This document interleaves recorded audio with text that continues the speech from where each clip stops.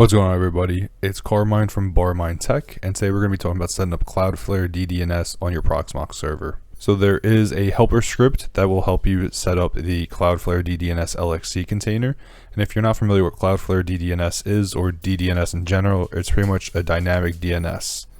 So the idea is you might not have a static public IP. It might change on a timely basis, or if you rotate your network equipment, or whenever your ISP decides to rotate your IPs. The issue with that is if you host services that are shared out publicly and you need to be able to access them back when your IP changes, you won't be able to reach back to those services because now the IP changed and it doesn't match up right.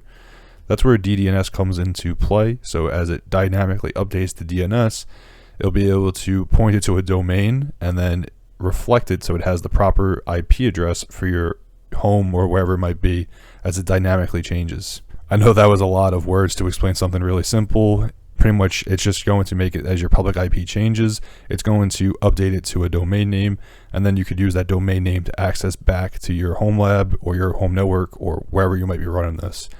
This is really useful for stuff like game servers, VPN server, and anything similar. So today we're going to be talking about how to set it up.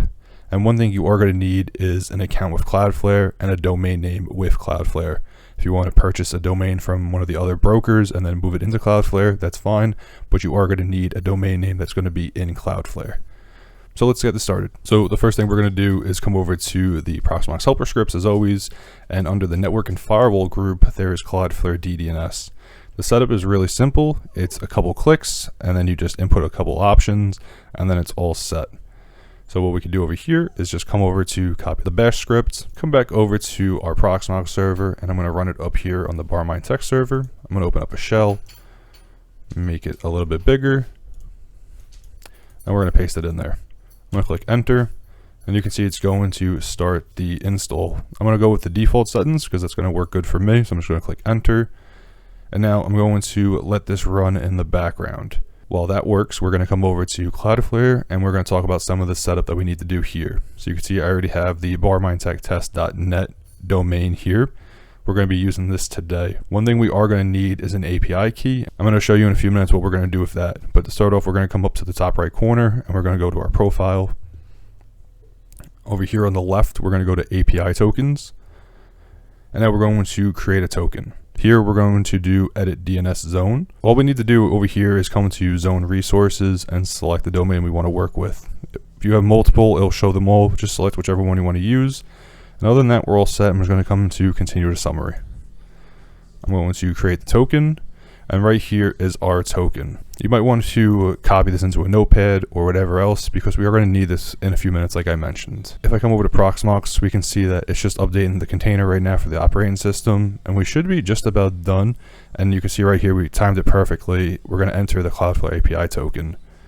I'm going to paste this in there and we're going to click enter. What this is going to do is it's going to link this container back to the Cloudflare service, and it will be able to dynamically update our domain name we're going to use. Now over here it's just asking to enter the domains that we're going to use separated by a comma. So we're going to do barminetech.test.net, do a comma, and we're going to do star.barminetech.test.net. Of course you're going to use whatever domains you're using. Now the star.the domain is going to be a wildcard, and all that's going to be, let's say we're going to use something like wireguard.barminetech.test.net. It's going to cover stuff like that. So that's why we use the wildcard. We'll click enter. We're going to say yes to proxied, and what this is going to do is it's going to mask our public IP. So when somebody does try to ping this domain, or if they stumble across and they start doing a lookup, it's not going to be able to give out our public IP. I don't need IPv6 support, so I'm going to say no. And we're just going to finish this up. So if we do come over to our Proxmox server again, we can see our container is up. It looks like the CPU is pretty high, and you see now it's coming down. I did a quick reboot, so that's why. But there's really not much to see. There's no web GUI for this container. There's just the console, which hopefully is going to load back up. I think it's just because I rebooted it. But if we come over to the template page, you can see over here there's a little mentioned, if we ever need to change our configuration, we can do it here at this file path. So we'll just cover that really quickly. So I'll just open up a console. And if I do a quick nano, and I'll just throw that in there really quick, you can see here's our config file. And this is where if you ever need to change anything, you can. So if you need to update any of these, the domain and API key, you could do so here. And then it does just mention that if you do make any changes, you're going to need to run this command right here, the system.cl restart Cloudflare DDNS. It's going to restart the service so it'll update properly for your needs. Also, this container is updatable, so you can just run update in the LXC and it will try to update the service. So you can see over here, I can just do a quick update and that will get the prompt over from the Proxmox helper scripts, setup scripts. So if you ever need to update, you could do over here. That's interesting. They say it's updatable, but it says it doesn't have an update function. So I wonder what the status is of that. Maybe something changed since they posted this, but it is what it is, I guess. If we do come over to the GitHub page, there hasn't been an update to this project in at least a year or so. So it's not something you need to stress about too much.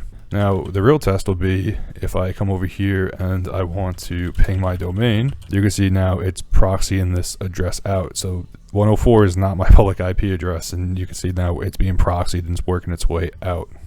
Now, when you come back to Cloudflare, and if you come to your domain, and if you come over to the DNS record section, you'll see there's the reference for the star and the barmindtesttech.net. The content tab over here, or the column, will represent whatever your public IP is, and you can see it's proxied.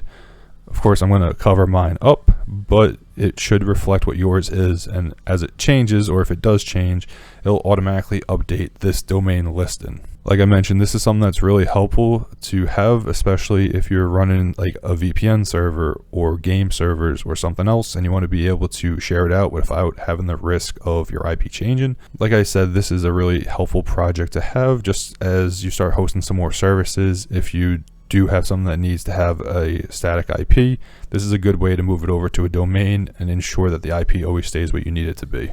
But that was just a quick video on setting up Cloudflare DDNS. We did do this a while ago in Docker, and now they have an LXC helper script to set this up as well. Recently, everybody's been really going towards running everything as an LXC container, so I figured why not go over this option as well. I mean, as you saw, it's a super simple setup. It's a couple clicks, you do a couple items over on Cloudflare, and you're pretty much all good to go. And I know I've said it a few times, but it is a really helpful project to have if you're somebody who doesn't have a static public IP address where you are. As always, I want to thank you all for watching. If you're ever interested in checking out any of the gear in my home lab, I have links down below, as well as a link to my Discord server if you want to join up and chat in there. Again, I want to thank you all for watching. I'll see you in the next video, and as my buddy Don would say, hack till it hurts.